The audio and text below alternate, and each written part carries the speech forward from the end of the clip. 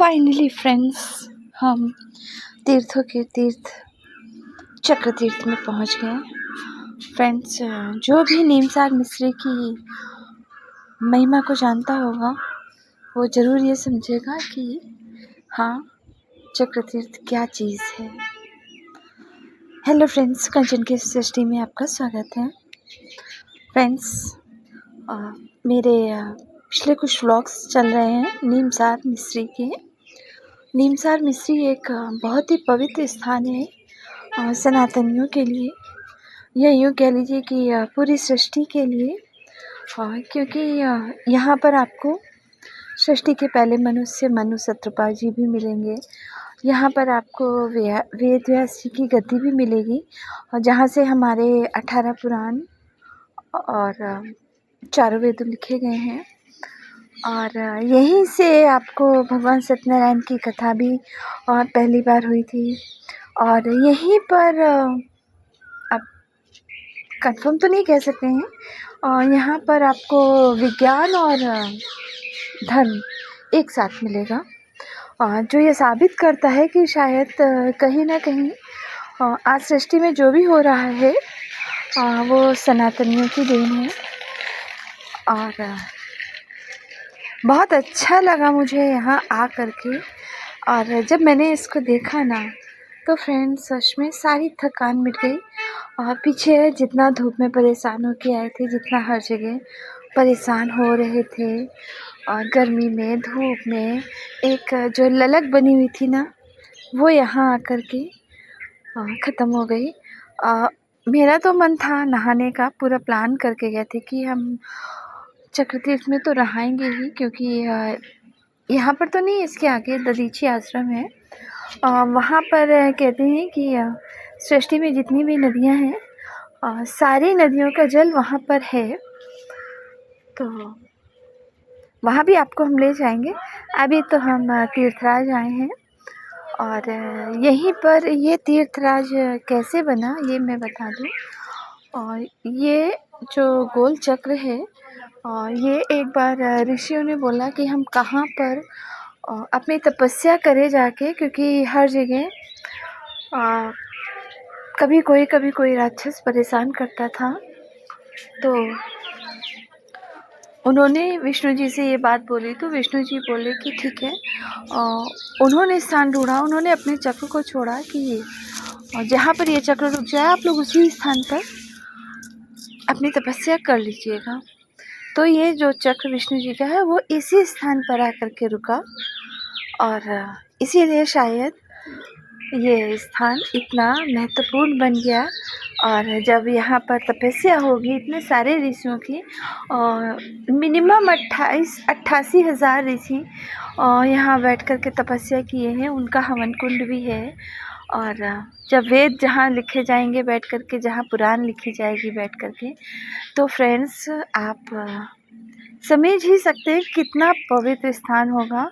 और पवित्र के साथ साथ कितना मतलब रियल होगा, जितना सोच से बाहर होगा, मुझे ऐसा लगता है। और क्योंकि कुछ तो ख़ास होगा इस तरह पे, जो कि यहाँ से इतना सब कुछ हमको मिला, जो आज भी दुनिया में कहीं ना कहीं एग्जिस्ट करता है। तो नहाने का मूड तो था मेरा, लेकिन पानी बहुत ज़्यादा गंदा, क्योंकि ये पानी स्थिर है।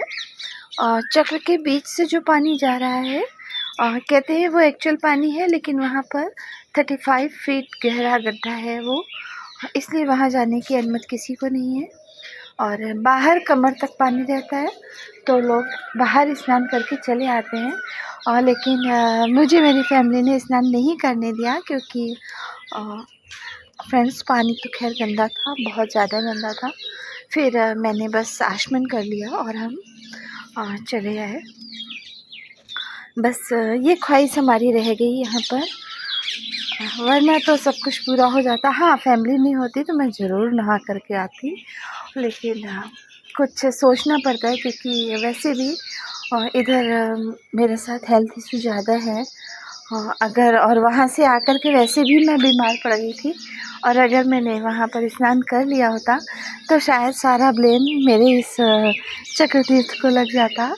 वहाँ से वायरस आ गया, ये हो गया वो हो गया, तो फिर मैंने सोचा इसको स्किप ही कर देते हैं। फिर अगर किस्मत में रहा तो कभी ज़रूर जाऊँगी। अभी ये तमन्ना तो मेरी बाकी है। खैर आप लोग देखिए कितने आराम से सब लोग नहा रहे हैं, बहुत अच्छा लग रहा है।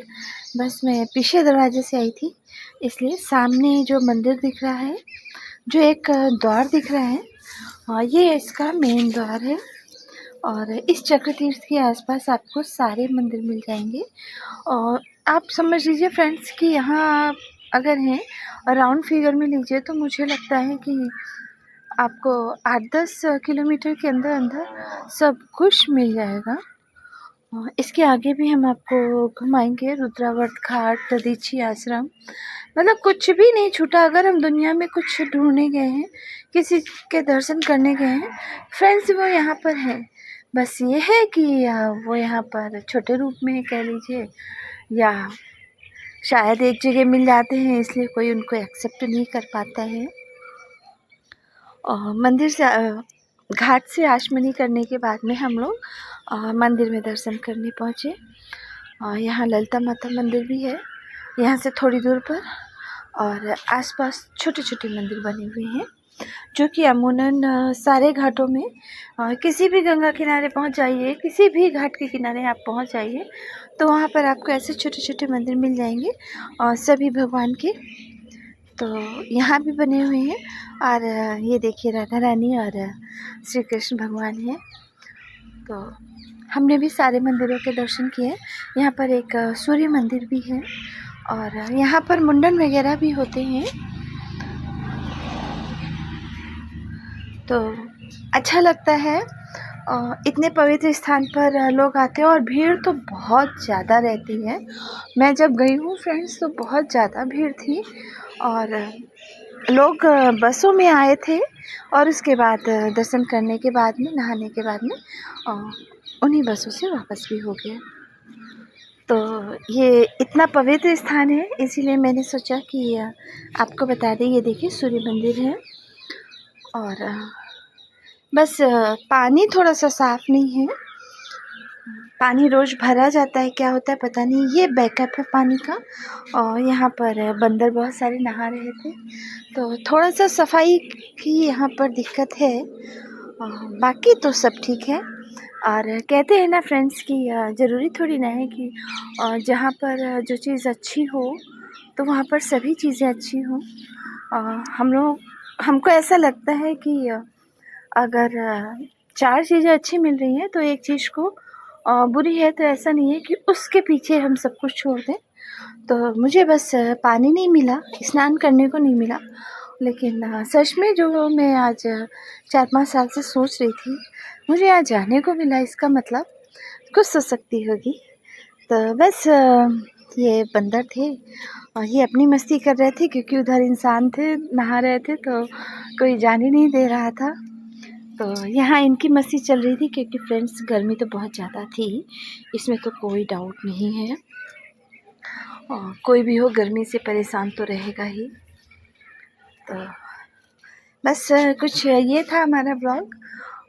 अगले ब्लॉग में हम आपको दधीची आश्रम के दर्शन कराएंगे। और अगर इतना हमारा ब्लॉग पसंद आया हो तो प्लीज़ चैनल को सब्सक्राइब कर दीजिएगा, वीडियो को लाइक करिएगा और सबके साथ शेयर करिएगा, और कमेंट करके बताइएगा आपको कैसा लगा। और अगर आपको पूरी महिमा जाननी है तो प्लीज़ मेरे पिछले व्लॉग्स में देख लीजिएगा। मुझे लगता है इधर 8-10 दिन के व्लॉग आप देख लेंगे और तो आपको पता चल जाएगा, इसके पीछे के 8-10 व्लॉग आपको पता चल जाएगा सब कुछ। तो हम मिलते हैं नेक्स्ट व्लॉग में किसी नई जगह के साथ में। तब तक के लिए बाय।